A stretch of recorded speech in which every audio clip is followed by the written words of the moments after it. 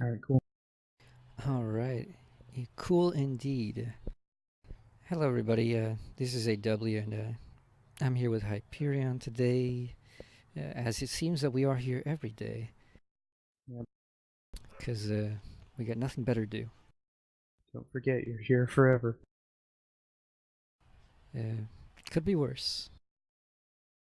Anyways, today we're reading part of the 1844 manuscripts,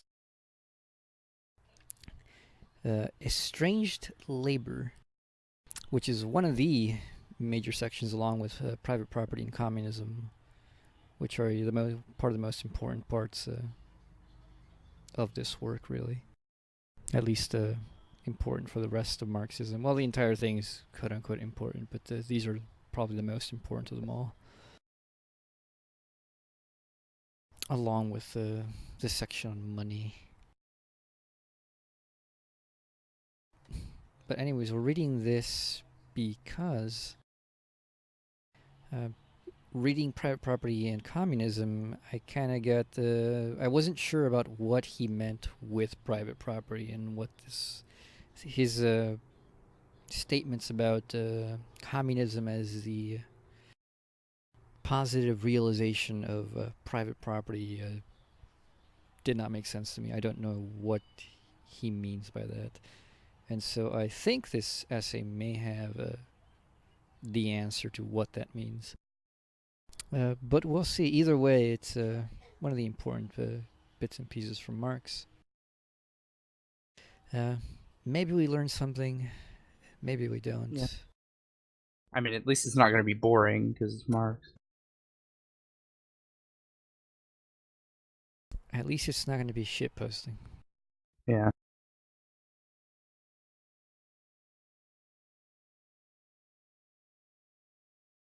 But alright, let's get to it.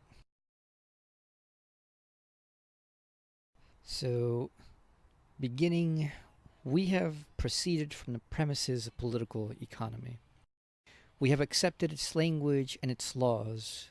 We presupposed private property, the separation of labor, capital, and land, and of wages, profit of capital, and rent of land. Likewise, division of labor, competition, the concept of exchange value, etc. On the basis of political economy itself, in its own words, we have shown that the worker sinks to the level of a commodity and becomes indeed the most wretched of commodities. That the wretchedness of the worker is in inverse proportion to the power and magnitude of his production.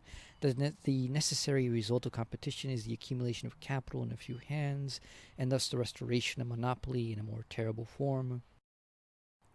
And that finally the distinction between capitalist and land rentier, like between the tiller of the soil and the factory worker, disappears, and that the whole of society must fall apart into the two classes: property owners and propertyless workers.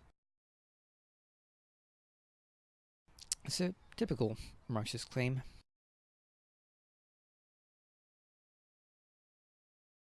Basically, the whole thing about accepting the presuppositions of political economy is we want to be good philosophers, good scientists, good thinkers, and we want to be critical, but imminently critical. That is, if we're going to offer the critique that's going to be deal like the death blow to a theory, the only way to really deal that is from within. So if a thing can fall apart from within, you know that it is guaranteed shit no matter what. So here he mentions the thing about we have shown that the worker sinks to the level of a commodity and becomes indeed the most wretched of commodities.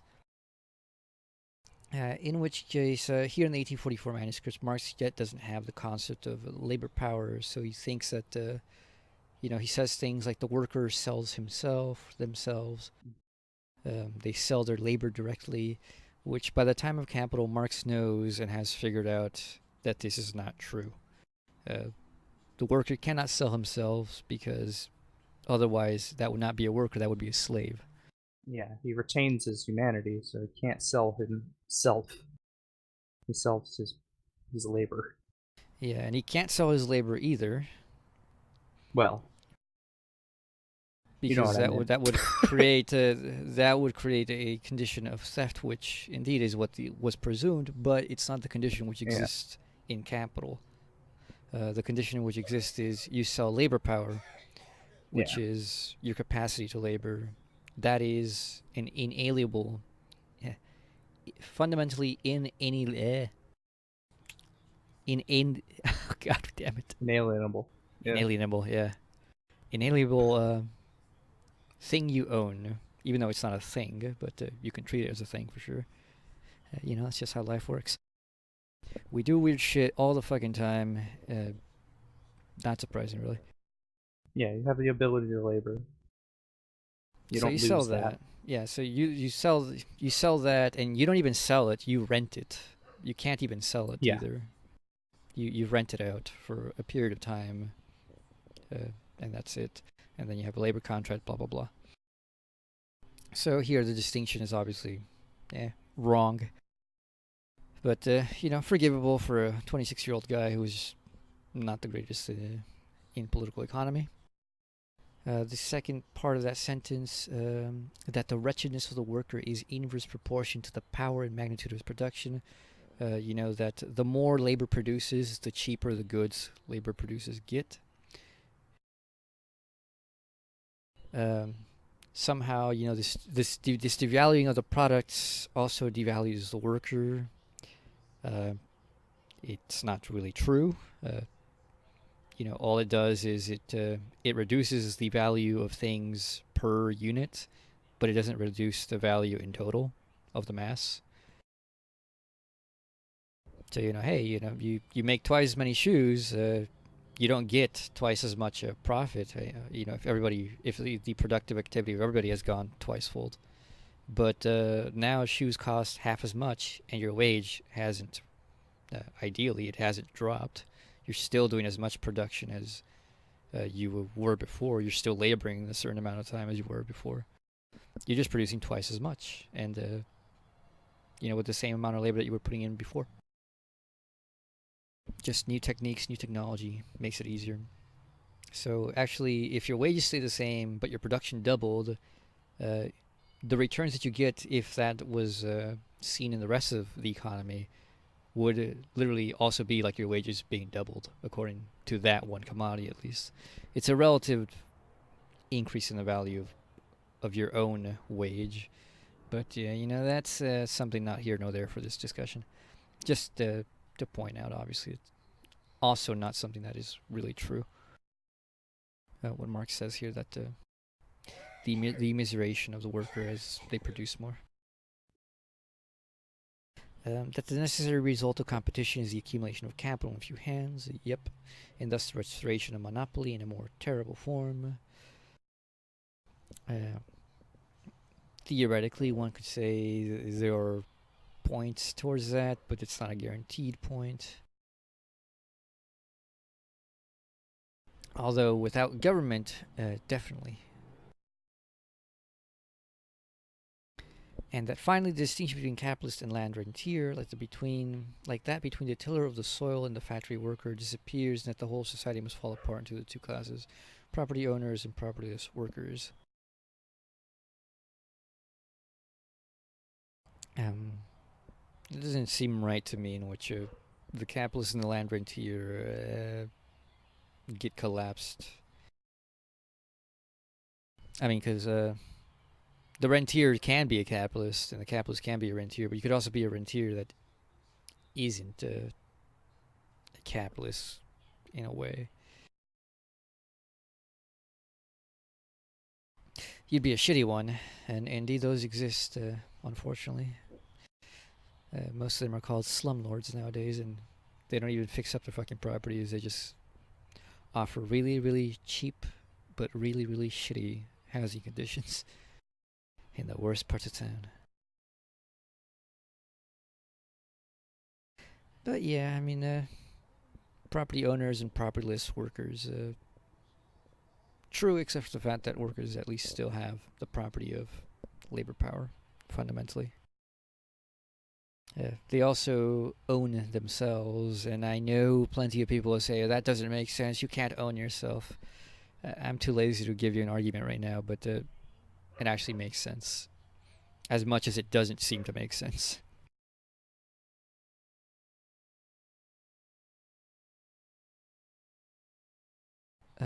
So continuing, political economy starts from the fact of private property. It does not explain it to us. It expresses in general abstract formulas. No, that was a comma, wrong comma there. It expresses in general No, abstract. No, it expresses in general abstract formulas the material process. That comma's wrong there. no, it's right. General and abstract are the modifiers of formulas. They're adjectives. I'm pretty sure that's wrong. It's general abstract formulas. Okay. I mean, it doesn't really matter, but I don't think it's wrong. It expresses in general. If we're saying it expresses in general, Well, yeah, like an that's abstract the. formula is a general formula, Mm-hmm. but I know, but that's a common phrase though. In general yeah. abstract formulas, it doesn't need a comma there. All right. It expresses in general abstract formulas the material process through which private property actually passes, and these formulas it then takes for laws. It does not comprehend these laws, that is, it does not demonstrate how they arise from the very nature of private property. Political economy throws no light on the causes of division between labor and capital, and between capital and land. When, for example, it defines the relationship of wages to profit, it takes the interest of the capitalist to be the ultimate cause. That is, it takes for granted what it is supposed to explain. Similarly, competition comes in everywhere. It is explained from external circumstances. As to how far these external and apparently accidental circumstances are but the expression of a necessary course of development, political economy teaches us nothing. We have seen how exchange itself appears to it as an accidental fact. The only wheels which political economy sets in motion are greed and the war amongst the greedy, competition.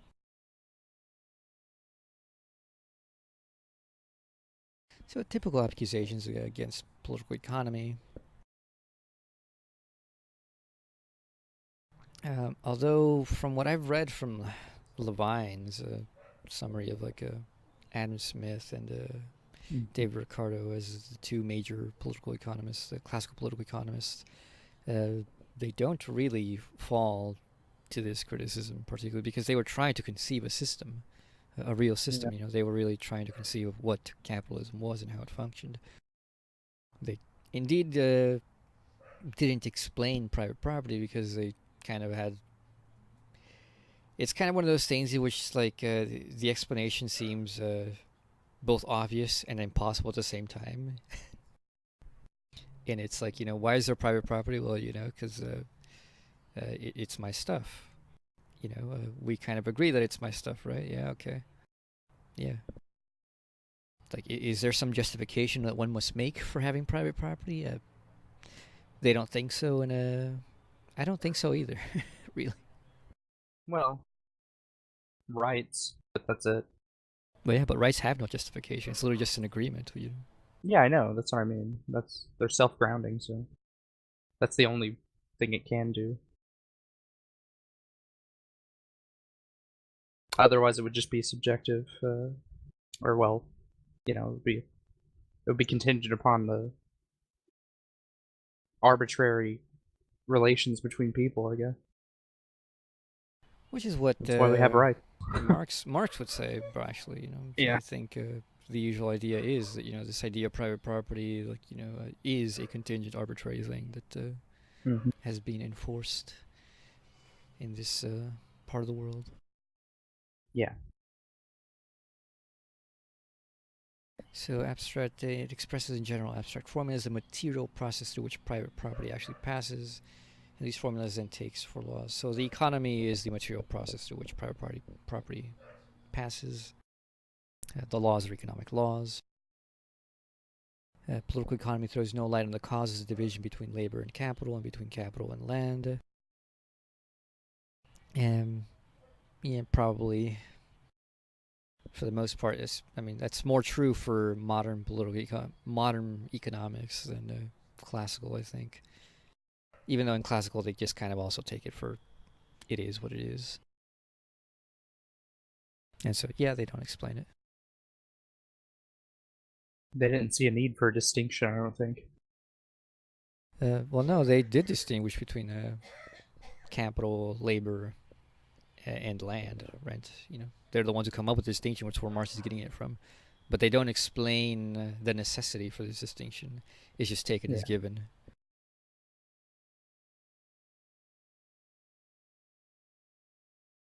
So, you know, he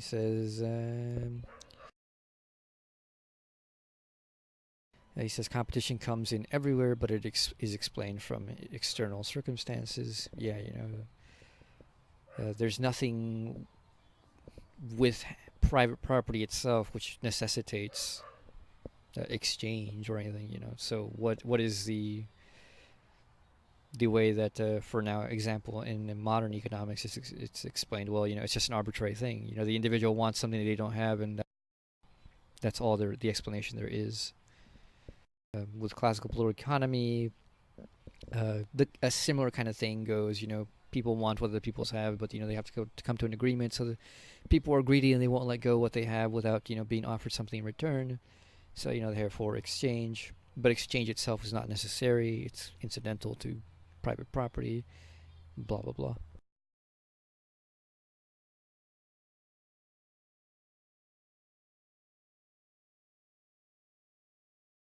Which, in a way, in that kind of explanation,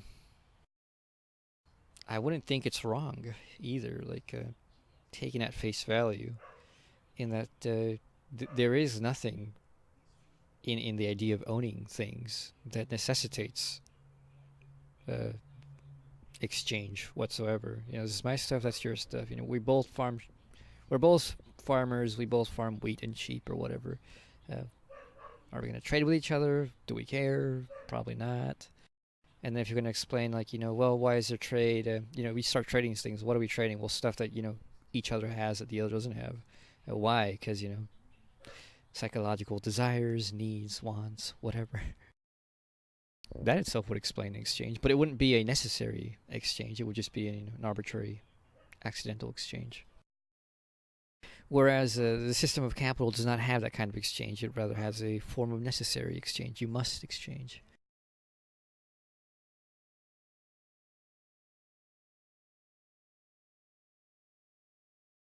So here I think just the connection of private property to economics as such is um, is warranted, but at the same time not necessarily linked.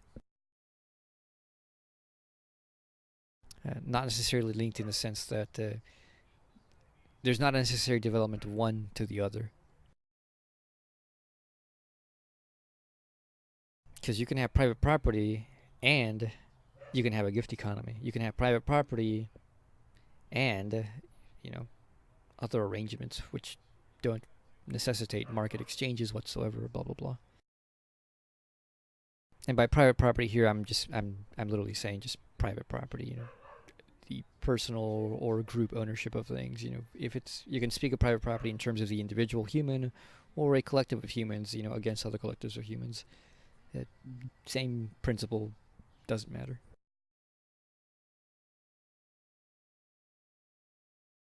So continuing. Precisely because political economy does not grasp the way the movement is connected, it was possible to oppose, for instance, the doctrine of competition to the doctrine of monopoly, the doctrine of craft freedom to the doctrine of the guild, the doctrine of the division of landed property to the doctrine of the big estate. For competition, freedom of the crafts, and division of landed property were explained and comprehended only as accidental, premeditated and violent consequences of monopoly, of the guild system, and of feudal property, not as their necessary, inevitable, and natural consequences.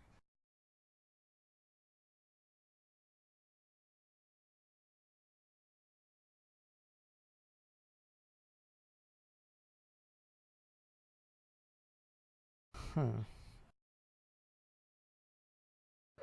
Yeah. read that and I don't know what the hell he said. Let me just Yeah, reread that. I was confused too. I'm glad I'm not the only one. Okay, precisely because political economy does not grasp the way the movement is connected, it was possible to oppose, for instance, the doctrine of competition to the doctrine of monopoly, the doctrine of craft freedom to the doctrine of the guild, the doctrine of the division of landed property to the doctrine of the big estate. For competition, freedom of the crafts, and the division of landed property were explained and comprehended only as accidental, premeditated, and violent consequences of monopoly. Premeditated. And violent consequences of monopoly, of the guild system, and of feudal property, not as their necessary, inevitable, and natural consequences. Okay.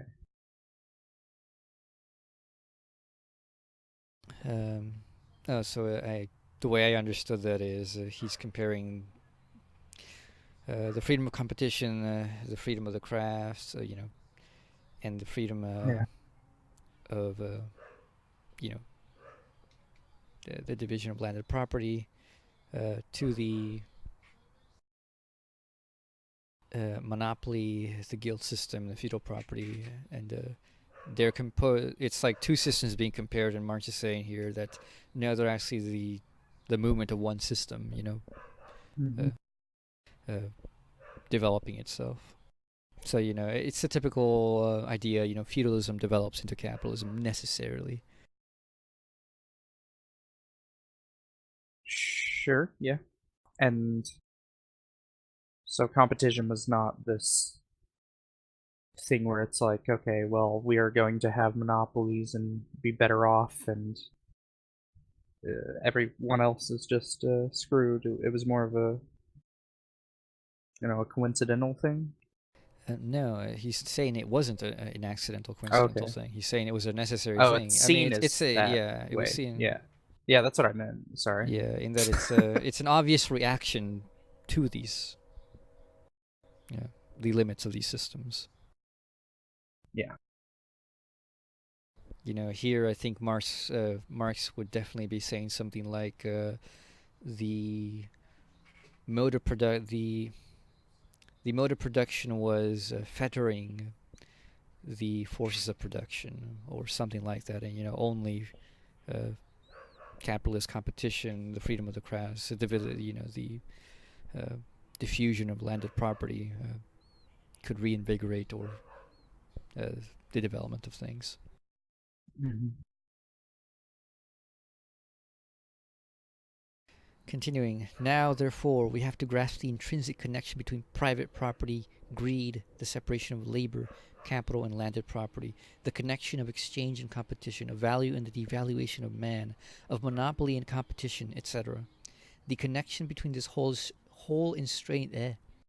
the connection between this whole estrangement and the money system. Ah, yes, money, the root of all evil. What's the estrangement? The alienation of man and money. Yeah, all these are forms of estrangement for Marx. Private property, separation of labor, capital and property, exchange and competition, blah blah blah. Continuing, do not let us go back to a fictitious primordial condition as the political economist does when he tries to explain. Such a primordial condition explains nothing. It merely pushes the question away into a grey, nebulous distance. The economist assumes in the form of a fact, of an event, that he is supposed to deduce, namely, the necessary relationship between two things, between, for example, division of labor and exchange.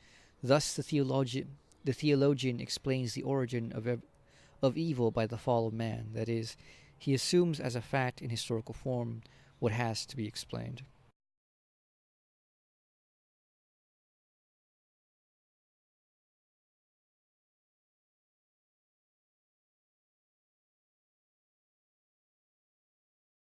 So, the economist's explanation of the division of labor and exchange is seen as just a fact of life rather than something that they should explain why. Well, just because it is, right? Yeah, they both take it as a fact of life, but they also take it as a fact that it's a natural expression of us. Mhm. So then the explanation they give is simply is a form of a kind of what is it? It's not ad hoc. Is it post hoc? You know, an after the fact explanation. You know, and then they say, oh, you know, Yeah. we have property because we're greedy, and but we agree that we'll be greedy. You know, you have this, this is yours, and this is mine, and so both of our greed is limited. Blah blah blah. It's kind of Hobbesian, the Hobbesian take. You know, Mhm. so nothing is really. So it is an explanation, but it's not the explanation sought in what Marx is asking. Like Marx is asking, why do we have the division of labor and exchange? And the answer can't be, oh, it's because we're greedy, or it's human nature, because clearly we Mhm. spent a tens of thousands of years not living this way. Yeah. And also, like, that argument has never made sense to me. Like, once you realize that you're being greedy or something, you can then take measures. It's then at the level of consciousness, and then you could take measures to not be greedy if you realize that greed is something inherently wrong. I mean, it's one of the 7 deadly sins or whatever, so you Well, they say, "Well, we're greedy by nature." Well, you Well, realize you're being greedy, and then you don't be greedy. your mom sure wasn't greedy. I About what? sure wish she was. Not your mom, but it's the people who say that. They're like, oh, Oh. we're just greedy. Well, your mom sure wasn't greedy. Yeah, she provided for you when you were a baby. I don't know. I don't know. It just seems like a flimsy argument.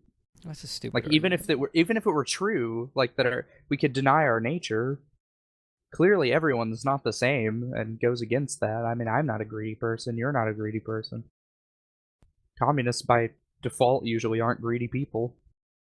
Uh, I don't know, man. Genuine social, you know what I mean?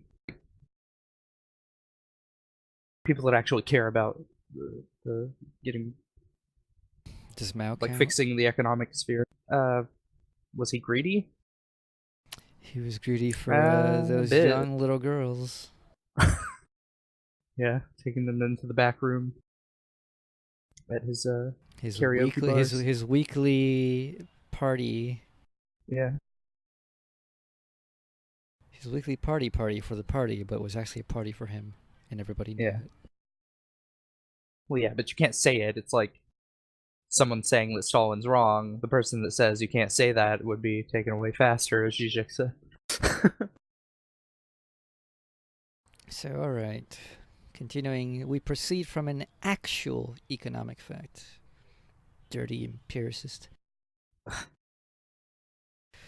The worker becomes all the poorer the more wealth he produces, the more his production increases in power and size. The worker becomes an ever cheaper commodity the more commodities he creates. The devaluation of the world of men is in direct proportion to the increasing value of the world of things.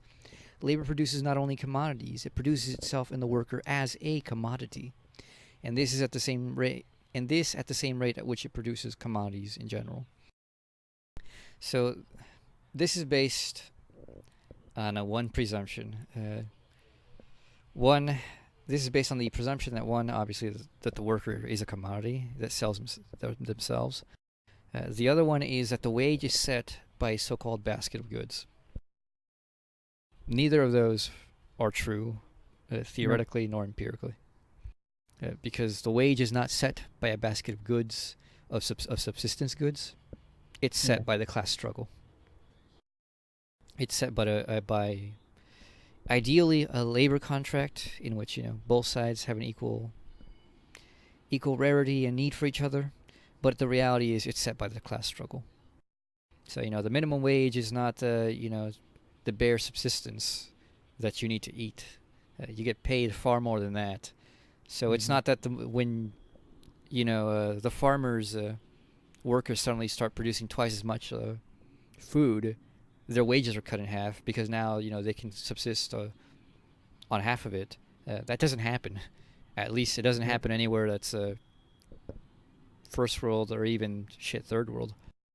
Yeah, it doesn't happen anywhere that there's not a totalitarian state that would enforce something like that. Yeah, I mean, capitalists would love it if they could do that, but the Sure. chance of getting away with it is pretty damn small. Uh, I mean, not that it doesn't happen, because stuff like inflation and shit obviously happens very much just by Yeah. the nature of things. So that that also devalues your value as a worker. But Hmm. And companies try to screw over freelancers and interns and things like that. yeah, it's basically just fucking slave labor, Yeah. or stealing free labor. Anyways, that whole paragraph wrong. Bullshit. Because it operates from his false premise. Yeah, it's false premises. It makes for a hell of a poetic way of saying I'm being cheated and fucked. So Yeah. I mean, if it were as he said, then it would be a valid critique. yeah. So continuing, this fact expresses merely that the object which labor produces, labor's product, confronts it as something alien, as a power independent of the producer. The product of labor is labor which has been embodied in an object, which has become material. It is the objectification of labor. Labor's realization is its objectification. Under these economic conditions, this realization of labor appears as a loss of realization for the workers, objectification as a loss of the object and bondage to it, appropriation as estrangement, as alienation. So deeply, deeply philosophical and dense paragraph right there. And let's read it more slowly. Okay. So, this fact expresses merely that the object which labor produces, labor's product, confronts it as something alien, as a power independent of the producer. So, this cannot obviously be like a particular object. This can only be the object in general. The object being the commodity here. Marx fleshes this out more clearly in Capital with the idea of the fetishism of commodities, in which it's more clear, how this so-called independent power works. And so, in that way, the alienation makes sense. We alienate our subjectivity as doers in the world to commodities, which become the doers of the economy. Not fully. They never fully do. They never fully take over, but they take over quite a bit. The product of labor is labor which has been embodied in an object, which has become material. It is the objectification of labor. Labor's realization is its objectification. So this makes it's intelligible in that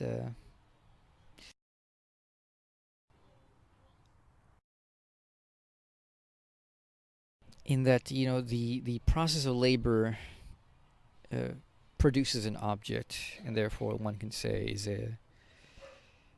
embodied in an object. But Winfield has a critique of this, and he says, "Does that really make sense? If you make a chair, is the labor that you spent embodied, like now concretized in that chair? Do we make no distinction between like the activity and the product?" Because we could say that now the idea which you had in your mind of the object which you were to create now is embodied. What was a concept is now embodied as an object. So the concept of the chair is embodied through your labor. The labor is the active negation of the raw material, and the final product is the full embodiment of the concept you had in mind, the end goal. Yeah. But That happens for like make work more so than if you're in a factory, but yeah. yeah, so but If can you had like it, if you literally had it in mind to make it. but does it really make sense to say that like wood making is embodied in woodwork? I mean, like the final product. I can see when like what Marx is getting at. It does make sense, and at the same time, I'm kind of like I side with Winfield, in which like the more I try to think about it, the less it seems to make sense to me. But I can't actually Okay. pinpoint to what exactly doesn't make sense, and that like it makes and makes Hmm. does not make sense. Yeah. What does he 'Cause, mean by objectification here? Does he mean like? well, that Does labor he has mean been it in the object sense is of? that labor has become an object. But you see that's Yeah. strange, right? It just seems Yeah. like such a strange thing to say and to think that supposing that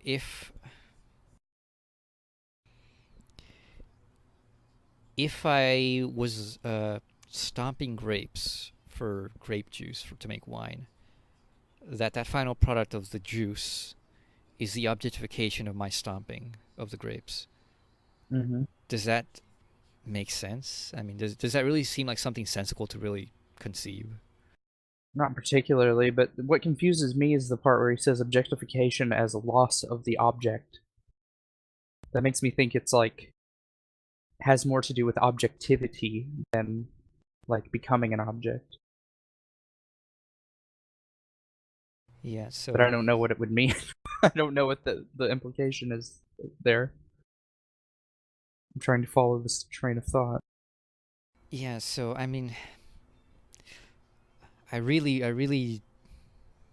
get what he's trying to say, but trying like when I'm trying to see the necessary distinction here between the activity and the ends of activity, like I feel you can't do this collapse. You can't just say labor is embodied uh, in the product. The labor is an activity. The product is a substance. You know, at the end, Yeah. Does it depend and it upon doesn't. whether or You not? can't collapse it. Does it depend upon whether or not the producer is proud of their work or not, No, no. This is just labor. Full or stop. just okay? You know, the product embodies the labor, Yeah. but that doesn't make sense in that activity cannot be embodied as an object. The activity stops being activity, stops Yeah. existing once it's done. The chair is a product of activity, but it is not objectified activity. It's not frozen activity. You know what I'm saying? Yeah. And that's what It's just a Winfield. realization of Yeah, it's a the realization of labor, but it's of labor. not. The object itself is a product uh, created by labor, but it is That's why not I was labor thinking it was itself. like objectivity because like once labor's done and the product is realized, at that point it's objective. Yeah, yeah, Like it was all what for the he. purpose. Yeah, that's kind of what he's Yeah. getting at too. You know, it's in the purpose, the final purpose, the full process is embodied. Hmm. But But how is at there a this, loss of the object? I'm confused about this. I understand more the bondage to it, but not the loss of the object so well, unless no, like it's this the is same easy. thing. So under these economic conditions, this realization of labor appears as a loss of realization for the workers. So if the object is the realization of labor, since the object does not belong to the workers, it belongs to the capitalist in the Hmm. process of production.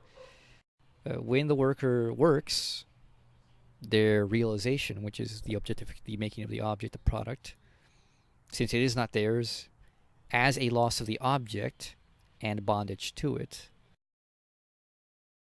They Appropriation as estrangement, as alienation. they do not get to keep what they What they made, make, thus yeah. they're alienated from it. Yeah. They So probably can't even afford to buy the product, like if they were a worker at a Lexus factory or something like that. yeah. So when he says appropriation as estrangement, as alienation, he's talking about the capitalist appropriating the Hmm. object, and therefore that's how we become estranged. The object becomes a commodity, and therefore we become bonded. We are in bondage to it. You know, we work for the sake of commodities, not for the sake. We don't produce objects for our own, personal pleasure. You know, we exist for the creation of commodities rather than commodities existing for the satisfaction of us. Hmm. Which is, by the way, a dialectic. Not in the sense that Marx is saying it here, but literally in that We do exist for the creation of objects, but the objects at the same moment also exist for our own satisfactions, but not directly. It's a mediated relation through the market. So we don't produce what we will consume, but we consume what we don't produce. Either way. So, the alienation is but a moment, really.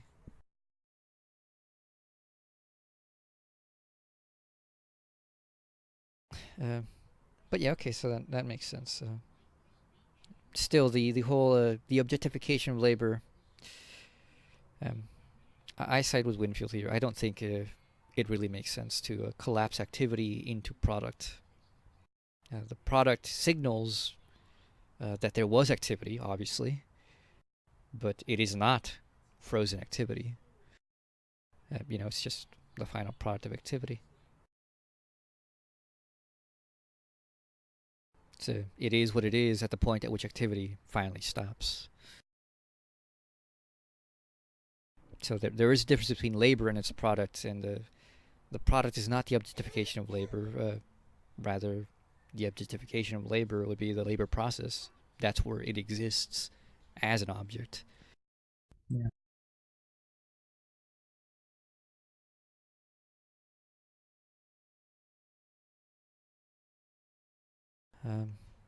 Continuing, so much does... Yeah, go ahead. Oh, sorry, go on. I was just gonna say, anyone who is listening to this and hasn't worked before, just listen to the song of the dignity of labor under capital by the Art Bears, and you'll understand exactly what the worker feels when they're alienated from their labor. That's a very good Marxist album, by the way. All right. Shilling your music, I see. My own music. No, it's just an album I appreciate. Oh, Called "The World as It Is Today" by the Art Bears. Consuming labor you never produced, eh? Yeah. You're alienating that poor artist. Yep. Well, I own a physical copy. So. I'm joking. I'm joking. Obviously, like, Marx doesn't say something stupid like that. No. Continuing, this fact expresses merely that the object which labor produces, labor's product, confronts it as something alien, as a power independent of the producer. So obviously here the object is commodities. The product of labor is labor which has been embodied in an object, which has become material. It is the objectification of labor. Labor's realization is its objectification. Oh, sorry, I was rereading the whole thing for that. Skipping that. So much does the laborer's realization appear as a loss of realization that the worker loses realization to the point of starving to death. So much does objectification appear as a loss of the object that the worker is robbed of the objects most necessary not only for his life, but for his work. Indeed, labor itself becomes an object which he can obtain only with the greatest effort and with the most irregular interruptions. So much does the appropriation of the object appear as the estrangement that the more objects the worker produces, the less he can possess, and the more he falls under the sway of his product, capital.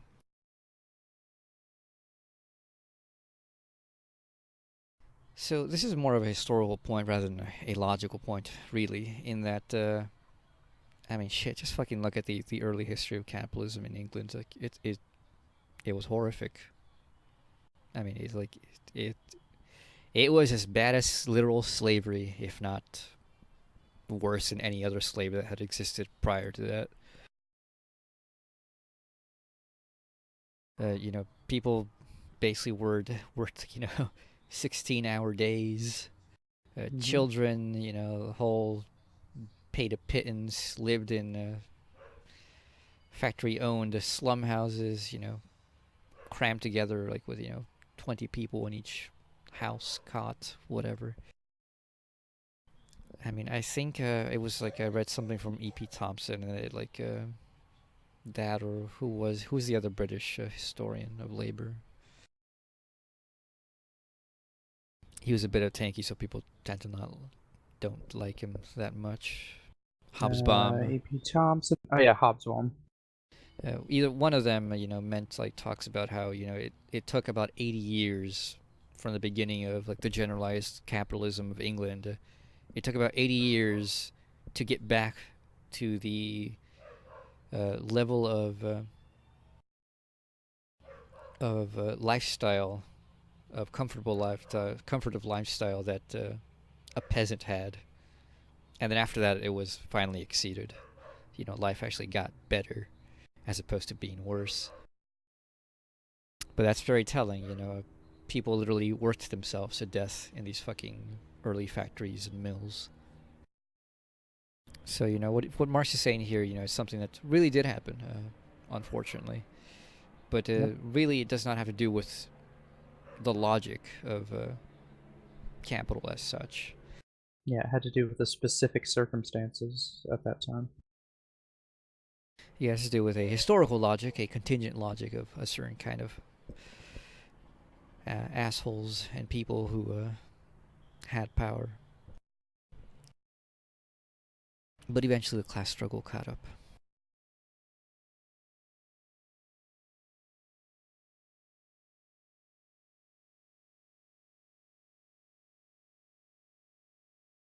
So I think the last sentence is that so much does the appropriation of the object appear as estrangement that the more objects the worker produces, the less he can possess, and the more he falls under the sway of his product capital. Um, what was said earlier, this isn't logically true. It's not true anywhere in the world today. You don't get poorer the more you work. You don't get poorer the more you produce.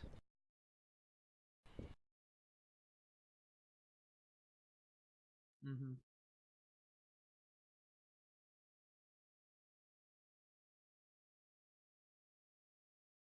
Only unless like these things happen overnight, in which case, it's like I think I think what he means is the more objects he produces, the less of the less he can possess because of he loses all of the objects that he literally cannot possess those objects that he creates.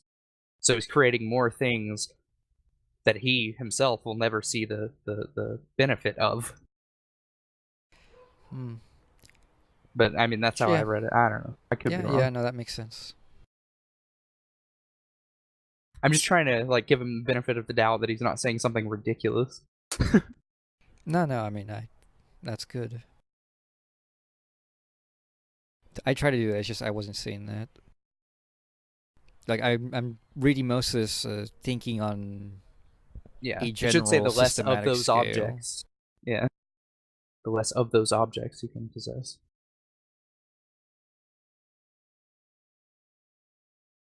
Yeah. Yeah, it seems vague enough that multiple interpretations work, but that interpretation definitely works.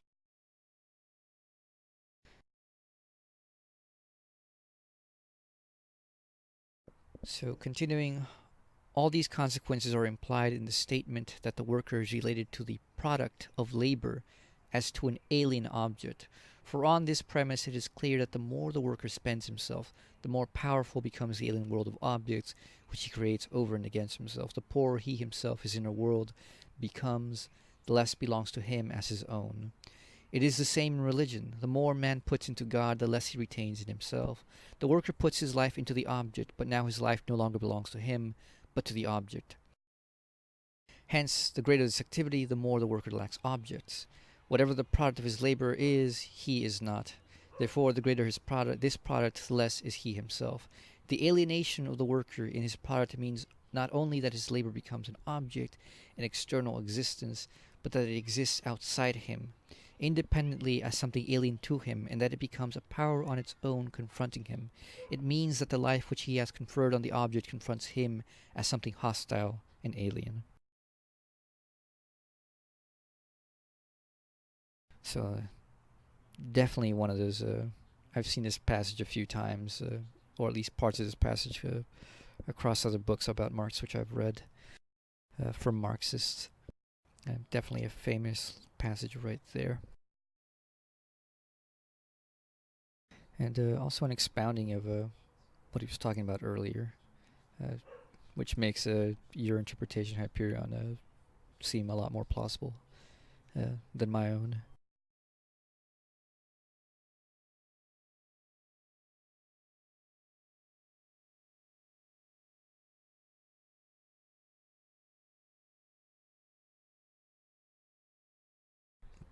So, reading this more slowly, all these consequences are implied in the statement that the work is related to the product of labor as to an alien object, the production of commodities.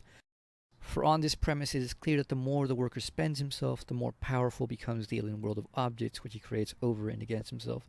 The poorer he himself is in a world becomes, the less belongs to him as his own. So when he says, the more powerful becomes the alien world of objects which he creates over and against himself, the poorer he himself is in a world becomes. The world of objects here is the world of capital. The world of commodities. The more he produces, the more the worker produces.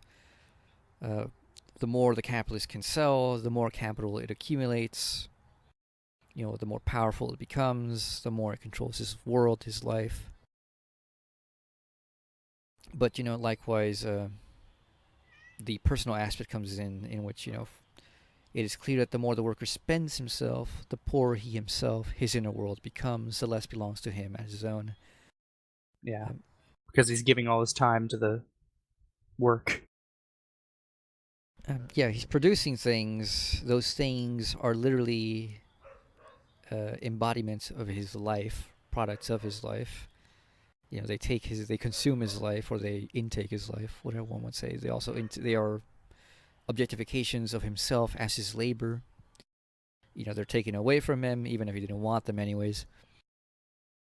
So the less belongs to him and his own, and that he produces more, but he also doesn't get anything of what he produces. But likewise, in producing more, he's literally ever more exhausting his inner reserves, his inner world. This, however, I can think it can only make sense in the sense of a creativity and time for creativity, in which if I'm working to make shit for the capitalist, I'm obviously not working to do the things that I actually want to do. Mm-hmm. Therefore, and my time is limited. I only have so much time in my life. If I spend my life working, I'm never going to spend my life actually objectifying myself in the things I actually want. I actually want to produce and objectify myself in. Although there are obviously problems, as I said, with this whole idea of self-objectification, either as labor or as my self-objectification.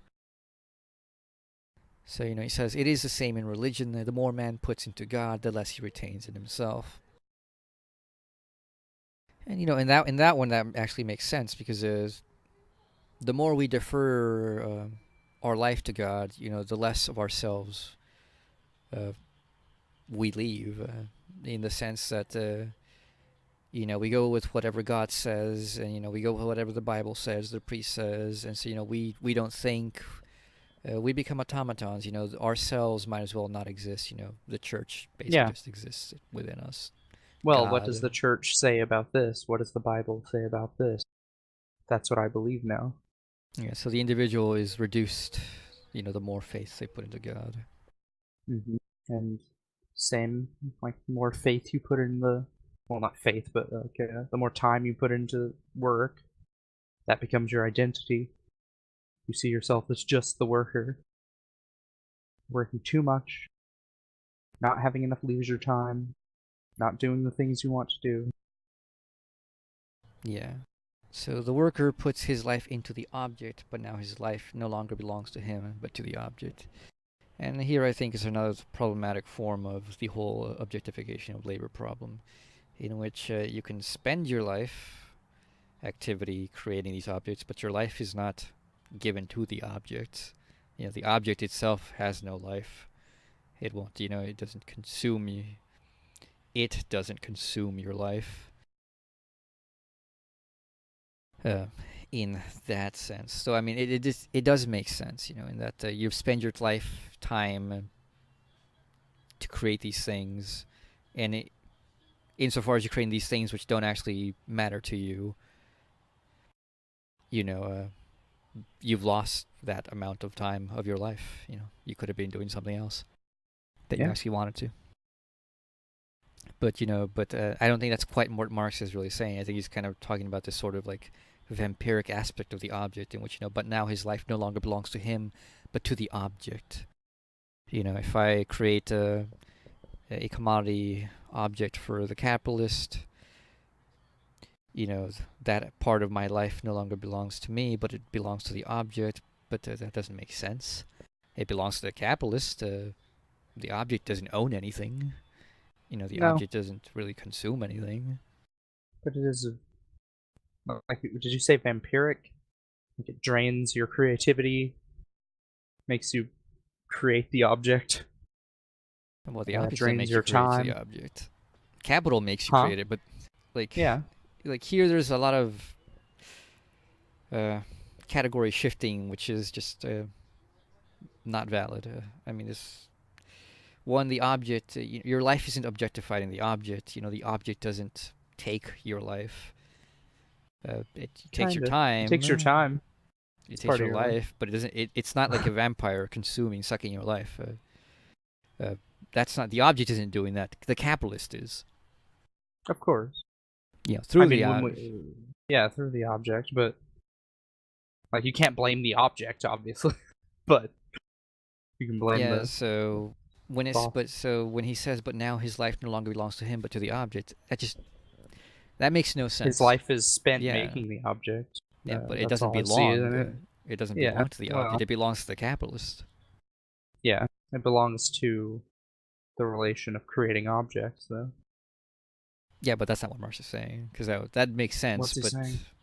no, he's saying the object literally takes in your life. Oh, But I the thought it was object more of a metaphor. No, I think he's trying Oh. to make a metaphysical point here about labor and the objects. If one takes it metaphorically, yeah, it makes more sense. But that last part of the sentence, but now his life no longer belongs to him, but to the object, makes I just it. saw that as sort of a hyperbole. I don't know. Well, it's a pretty bad hyperbole. Belongs to the capitalist. The object doesn't own shit. The object isn't an embodiment of life. Life creates the object, but it ends the moment labor stops. Mm-hmm. The object itself has no life. And so hence the greater this activity, the more that the worker lacks objects. So, your point earlier about, the more he produces, the less he can own, because he doesn't own that much more that he produces. Cashed out, you were right. Whatever the product of his labor is, he is not, which is, the consumption of his life, of his labor.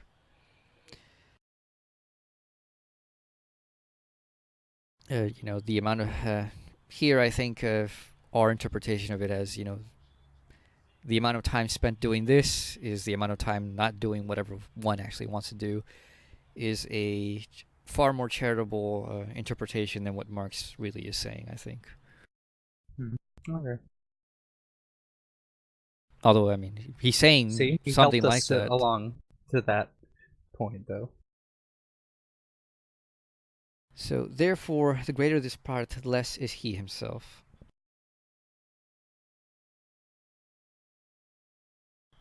And here, it does and it does not make sense. It does make sense if by producing more, you got to spend more time to produce that more. It's a temporal. The productivity hasn't risen.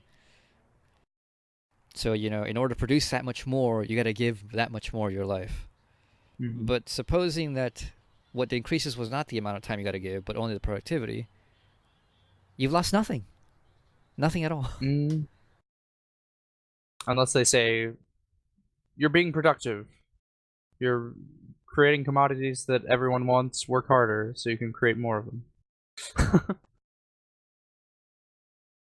Yeah, that would be an intensification of in the same time, which also is taking up more of your life. But supposing that productivity increased without intensification, which does happen. Yeah. By way of machinery, as you pointed out in other machinery and texts. techniques, just techniques as well. Yeah, techniques. You can have a greater product without a greater spending of time, and therefore no reduction to you yourself. A greater product? Capitalism doesn't care about greater products. Well, I mean, a greater amount of products. I know, just kidding. We could have an iPhone 9 that doesn't break or whatever. Fuck iPhones. Fuck Apple. I will never buy anything from that company.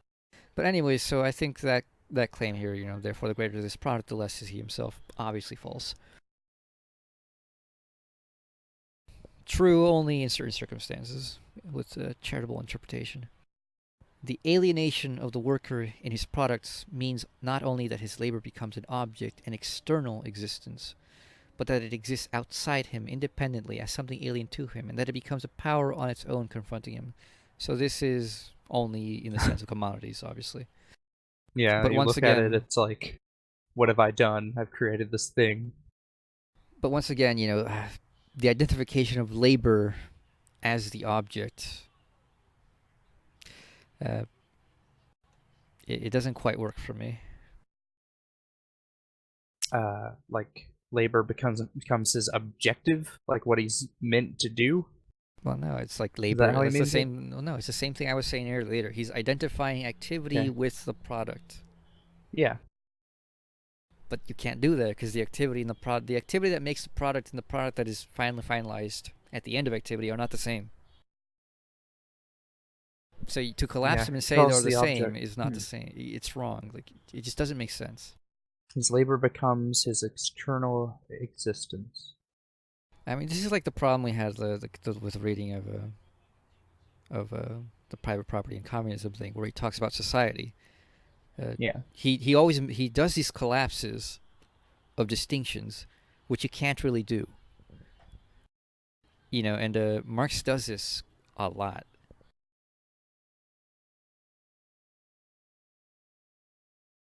He was a young lad. I mean, this identification of labor in the object, this collapse, goes all the way to capital, where he talks, capital is dead labor. Yeah. Because it is machines or is past labor or blah blah blah.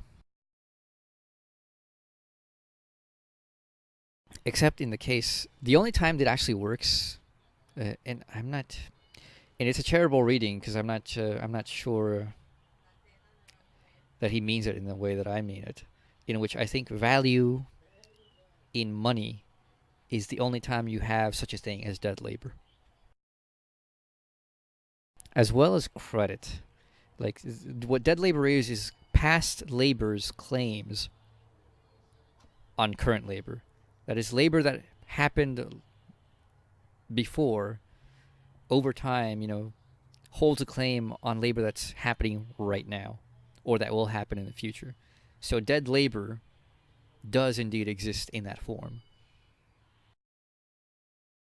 It was alive once and then literally gets objectified in value. It doesn't get objectified in the object, but it gets objectified in value because value then becomes literally a claim on more labor.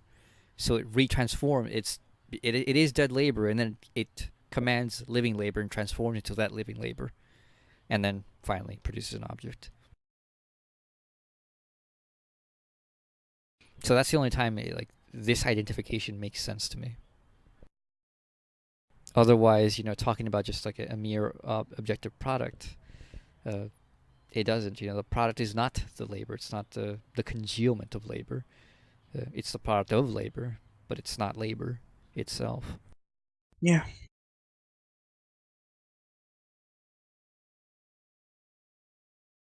So it means that the life which he has conferred on the object confronts him as something hostile and alien. And obviously that's just weird metaphysical talk right there. The object doesn't have a... The object wasn't conferred a life by labor. The object is conferred a life by value, which is a social relation which includes labor, but is also beyond labor. It's far more broad than just mere labor, even though most of it has to do with labor.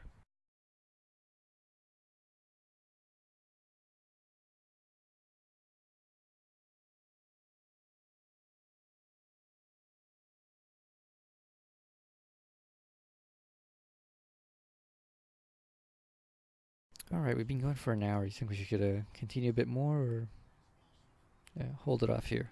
Does this look like a stopping point when you read? Yeah, Well, yeah. this looks like a good stopping point because the next is 23. All right, We'll know so where to stop or start next time. That was a bit of estranged labor. We'll continue this another time. Thanks for listening. Hope you enjoyed. See ya. Goodbye.